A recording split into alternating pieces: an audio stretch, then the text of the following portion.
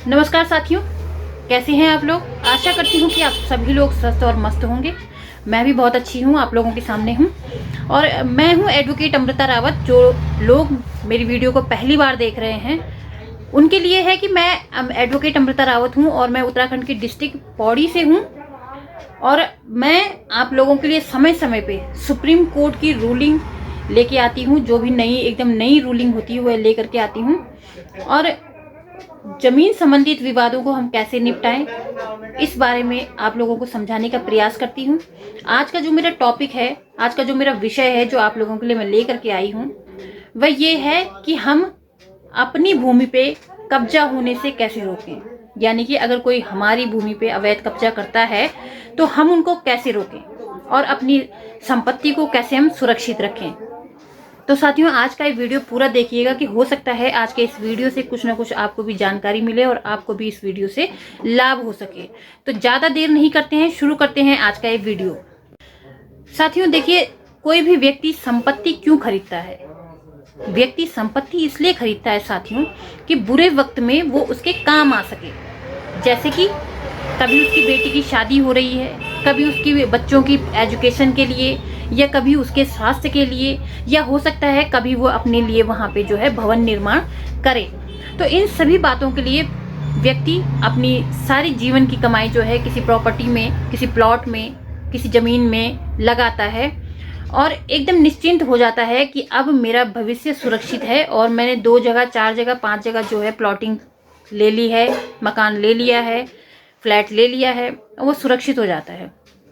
लेकिन वह भूल जाता है कि उसकी एक थोड़ी सी भूल भी, उसकी एक थोड़ी सी चूक भी जो है उसको एक बहुत बड़ा नुकसान पहुंचा सकती है। भूल और चूक कैसी कि साथियों, जब भी हम कहीं पे भी जमीन खरीदते हैं तो हमें सबसे पहले ये याद रखना है कि हमने उस जमीन को जिससे कि हमने खरीदा है उसी के सामने डिमार्केशन करवा देना है, यानी कि उसकी बाउंड्री वॉल करवा देनी है। सबसे पहले उसकी बाउंड्री वॉल करवाने के बाद उसका फ्रंट में गेट लगवाएं, गेट के ऊपर बोर्ड लगवाएं, बोर्ड में अपना नाम, पता। क्योंकि देखिए साथियों, कभी कभी क्या होता है कि जैसे आप लोग रह रहे हैं किसी और जगह में, सपोज आप रह रहे हैं ए जगह में, आपने जमीन ले ली बी जगह में। अब आप बी जगह है, जो बी प्लेस है, वहां पे आप बार बार जा नहीं सकते हैं क्योंकि आप रहते आप ए जगह में, आपका व्यवसाय, आपकी नौकरी, आपके बच्चों की शिक्षा दीक्षा सब प्लेस नंबर 1 में है। तो आप वहां छोड़ के अभी फिलहाल जाने वाले नहीं है। ये जो बी प्लेस में आपने जमीन खरीदी है, प्रॉपर्टी खरीदी है, प्लॉट खरीदा है, फ्लैट खरीदा है, कुछ भी खरीदा है आपने, वो आपने अपने भविष्य को सुरक्षित करने के लिए खरीदा है।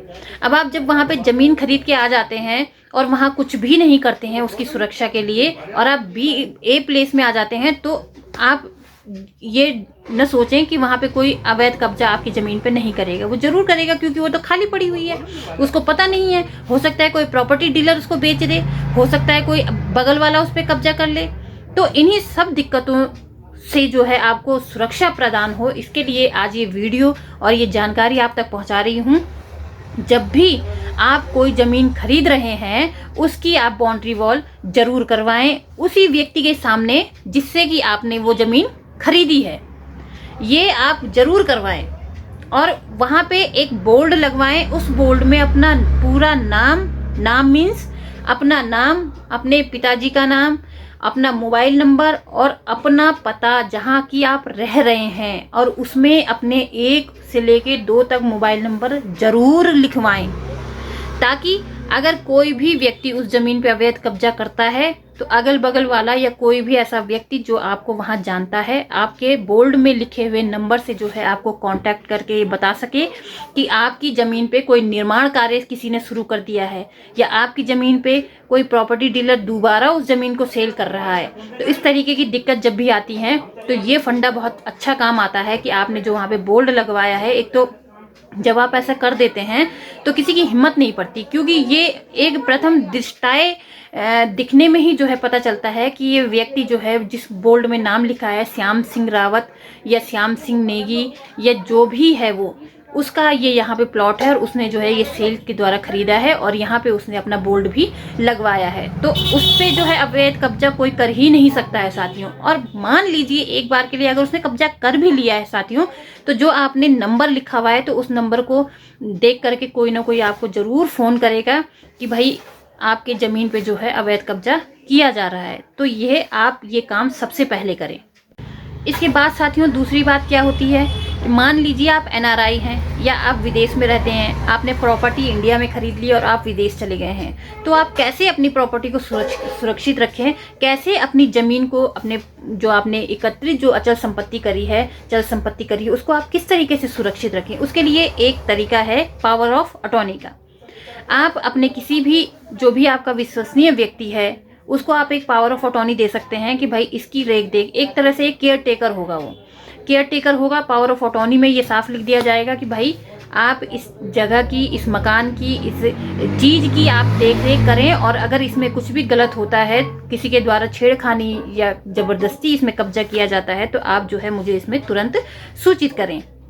और दूसरा तरीका ये होता है साथियों कि आप जो है वहाँ पे विजिट कर सकते हैं। जैसे मैंने बताया कि आप ए प्लेस में रहते हैं और आपने बी प्लेस में जो है अपनी प्रॉपर्टी खरीद रखी है, तो आप सैटरडे संडे या जब भी आपका ऑफ रहता है, जब भी आपको टाइम मिलता है, महीने 2 महीने 6 महीने में, तो आप वहाँ का विजिट जरूर करें। अगर आप वहाँ पे आते जाते रहेंगे तो जो भी आपको देखेगा, एक तो जब जैसे कि आपको पता है कि जब हम नई जगह में ज़मीन लेते हैं तो हम किसी को जानते नहीं हैं, लेकिन जब हम उस नई जगह में आते जाते रहते हैं, बार बार उस प्लॉट को जा करके देखते हैं, वहाँ जो झाड़ियाँ जम जाती हैं उसे काटते हैं या कटवाते हैं, या हम वहाँ पे अपने बोल्ड की पेंटिंग करवा के आते हैं साल 2 साल में, तो लोगों को ये पता चल जाता है कि ये फलाने आदमी जो आते हैं वो श्याम सिंह हैं या राम सिंह हैं और ये प्लॉट उनका है। तो धीरे धीरे जो है अड़ोस पड़ोस वालों से भी आपका परिचय होने लग जाता है।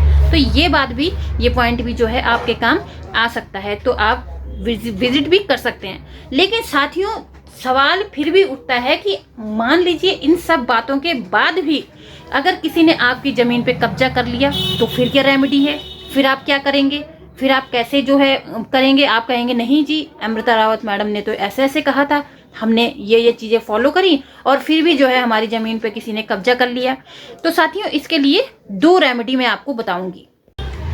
साथियों इसकी 2 रेमेडी जो मैं आपको आज समझाने वाली हूँ वो है एक क्रिमिनल रेमेडी और एक है सिविल रेमेडी। आज हम फिलहाल सिविल रेमेडी के बारे में बात करेंगे विस्तार से। क्रिमिनल रेमेडी की बारे में जो है मैं थोड़ा सा आपको बता दूं कि अगर आपको ऐसा लगता है कि फलाने व्यक्ति ने आपकी ज़मीन पे कब्जा किया है, या कुछ भी आपको ऐसा लगता है कि खुर्द-बुर्द करने का इसका ऐसे इंटेंशन है कि मैं इसकी ज़मीन को यहाँ से छेड़ूं, यहाँ से खोदूं, यहाँ से वो करूं, तो आप उसके लिए जो है आप संबंधित थाने में जाएंगे। संबंधित थाने में जाकर के आप अपना मालिकाना हक, अपने पेपर्स उसको दिखाएंगे पुलिस वाले को, और पुलिस वाले को ये बताएंगे कि फलाना व्यक्ति जो है मेरी ज़मीन को खुर्द-बुर्द करने की इच्छा रखता है। इंटेंशन उसका ये है कि इसकी ज़मीन को मैं नुकसान पहुंचाऊं, खोद के वो धीरे धीरे करके आगे बढ़ रहा है। या आप ये बता सकते हैं कि वह इस तरीके से वहाँ पे काम कर रहा है कि हमारी आधी ज़मीन वो हड़पने के इरादे से काम कर रहा है। तो जब पुलिस वालों को आप एफआईआर लिखाएंगे तो पुलिस वालों को ये अधिकार होता है कि सीआरपीसी की 145 यानी कि 145 धारा के अंतर्गत वो शांति भंग का वहाँ पे वो होगा साथियों, कि उनको ऐसा लगेगा कि यहाँ पे शांति भंग होने की आशंका है, तो वो जो है आपकी रिपोर्ट दर्ज करेंगे, आपका उस व्यक्ति का चालान काट सकते हैं, और संबंधित उप जिलाधिकारी जो कि आपकी तहसील में बैठता है वह जो है उस बात को सुनने का अधिकारी होगा। इसमें कोई घबराने वाली बात नहीं होती है। पुलिस वाले जो है जमीन के उसमें कुछ नहीं करते हैं, लेकिन वो जो है जो क्रिमिनल सीआरपीसी की जो क्रिमिनल धारा है 145 उसके तहत जो है चालानी कार्रवाई कर सकते हैं। और अब हम बात करेंगे कि जो है सिविल रेमेडी उस विषय में क्या होगी। साथियों अब जो बात मैं करूंगी वो है सिविल रेमेडी की। देखिए साथियों, हमारे देश की पार्लियामेंट में ने जो है इसके लिए एक विशेष कानून बनाया है जिसे कहते हैं स्पेसिफिक रेमेडी एक्ट। तो इस एक्ट के तहत जो है क्या होता है कि किसी भी प्रॉपर्टी में जब आपको टाइटल मिलता है, जब आपका उसमें मालिकाना हक होता है, जब आपका उसमें कब्जा होता है, तो कोर्ट का ये मानना होता है, या इस एक्ट की धारा 5 के अंतर्गत जब आप जाते हैं और अपना सूट जो है सिविल कोर्ट में दाखिल करते हैं, तो आपको जो है ये रेमेडी मिल सकती है। साथियों, इस एक्ट के सेक्शन 5 और 6 में ये कहा गया है साफ साफ कि आप जो है अपने मामले में, यानी कि अपने जमीन के मामले में जिसमें कि आपका टाइटल है, आपका कब्जा है, आपका मालिकाना हक है, उसके संबंध में जो है आप सिविल प्रोसीजर के तहत जो है सिविल न्यायालय में जा सकते हैं और अपना सूट दाखिल कर सकते हैं। लेकिन अब सवाल ये उठता है कि हम सूट कहाँ दाखिल करें, किस कोर्ट में दाखिल करें, उसकी कोर्ट फीस कितनी लगेगी, हम वकील कैसे चूज करें, हम वहाँ पे जा कर के क्या क्या बातें वकील को बताएं, हम जो है किस तरीके के दस्तावेज वकील के सामने प्रस्तुत करें। हाँ, क्या ये है बताना वकील को सही रहेगा कि फलाने फलाने व्यक्ति ने वहाँ पे कब्जा किया है, कब से कब्जा किया है, हम कब से वहाँ नहीं गए हैं। तो सवाल इन बातों का उठता है। तो अभी हम ये सारे सवाल भी आपके साथ डिस्कस करते हैं। साथियों, एक सवाल और उठता है कि मान लीजिए कि आपकी भूमि पे किसी ने अवैध निर्माण शुरू कर दिया, आपको तब पता चला कि हमारी भूमि पे निर्माण शुरू हो गया, अब उसका निर्माण आधा हो चुका है, आपको तब सूचना मिल रही है। तो इसके लिए आप क्या करें? इसके लिए साथियों आपको ये करना है कि आप ऑर्डर 39 रूल 1 एंड 2 CPC के तहत जो है स्टे के लिए एप्लीकेशन डाल सकते हैं। याद रखिए, ऑर्डर 39 रूल 1 एंड 2 CPC के तहत जो है स्टे के लिए एप्लीकेशन डालेंगे। स्टे से क्या होगा, देखिए, अगर आप जो है सीधे न्यायालय में कब्जा हटाने की बात के लिए डालेंगे तब तक तो उसका मकान पूरा बन जाएगा, तब आप क्या करेंगे? तो इसीलिए अगर आपको ऐसा लगता है कि उसने जो है मेरी जमीन पे कंस्ट्रक्शन शुरू कर दिया है, वो आधा कंस्ट्रक्शन हो भी चुका है, या उसने माल वहां पे कंस्ट्रक्शन के लिए डाला है, तो सबसे पहले जो है आप ऑर्डर 39 रूल 1 एंड 2 CPC के तहत जो है स्टे की एप्लीकेशन डालिए और तुरंत उसमें स्टे ले लीजिए, ताकि उसका काम वहीं पे रुक जाए, वो काम को आगे न बढ़ा सके। तो इसके लिए आपको ये करना सबसे जरूरी है। तो साथियों, ये जो मैंने आपको स्टे एप्लीकेशन की बात बताई, ये आप जो है हल्के में न लीजिएगा, क्योंकि स्टे लेना, क्योंकि देखिए, अगर आप अपनी जमीन का टाइटल या अपनी जमीन को कब्जा लेने के लिए जो है कोर्ट में जाएंगे, तो सिविल सूट में आपको पता है कि बहुत टाइम लग जाता है साथियों, 10 साल, 5 साल, 8 साल, इस तरीके का टाइम लग जाता है। लेकिन अगर आप वहीं अगर आपको स्टे मिल जाता है तो आपका समझिए आधा काम हो गया, क्योंकि स्टे आपको तभी मिला जब कोर्ट ने ये समझ लिया कि जो है जमीन किसकी है, आपकी है। स्टे आपको तभी मिल सकता है जब कोर्ट ये समझ जाए कि वास्तव में जो है आपकी जमीन है और आपका स्टे लेना जो है अभी की स्थिति के, अभी की वर्तमान पोजीशन के हिसाब से आपको स्टे देना बहुत जरूरी है, तभी आपको कोर्ट स्टे देती है। और अगर आपको स्टे मिल गया तो समझ लीजिए आपका आधे से ज़्यादा काम तो हो गया। और फिर आप सिविल सूट लड़ते रहिए, क्योंकि अगर सामने वाले का नुकसान तो हो ही रहा है, क्योंकि उसने देखिए आधा कंस्ट्रक्शन कर लिया है, अब उसका सामान भी वहाँ पड़ा है, तो उसका तो नुकसान हो ही रहा है, आपका भी नुकसान हो गया है क्योंकि आपकी ज़मीन पे सामने वाले ने कब्जा कर लिया है। अब जो सिविल सूट आपने डाला है उसमें कितना भी चाहे टाइम लगे, उससे फ़र्क नहीं पड़ता है, लेकिन अभी का जो आपने कंस्ट्रक्शन रुकवाया है ये आपके लिए सबसे बड़ा प्लस पॉइंट है। साथियों, अब बात करते हैं कि आप वकील कैसे चुने। देखिए, आप पहले तो इस चीज़ का सर्च कीजिए अपने यहाँ कि जो भी आपकी डिस्ट्रिक्ट कोर्ट है, आप मेरा वीडियो कहीं से भी देख रहे हैं, आपकी यहाँ एक डिस्ट्रिक्ट कोर्ट होती होगी। आप देखिए कि उस डिस्ट्रिक्ट कोर्ट में सिविल का कौन सा एक्सपीरियंस कौन वकील है जो कि सिविल सूट अच्छे से जो है पेश कर सके और सिविल मामलों का जो है उससे अच्छा अनुभव हो। देखिए, कभी कभी हम क्या सोचते हैं कि हम किसी बुजुर्ग वकील के पास चले जाते हैं, हम सोचते हैं उसे अनुभव ज़्यादा है, डेफिनेटली उसे अनुभव ज़्यादा होता है, लेकिन हम जो है युवा वकील को अंडर एस्टिमेट कर देते हैं कि अभी तो नया नया आया है, इसे 5-10 साल हुए हैं, इसको ज़्यादा नॉलेज नहीं होगा। ऐसा नहीं होता है साथियों।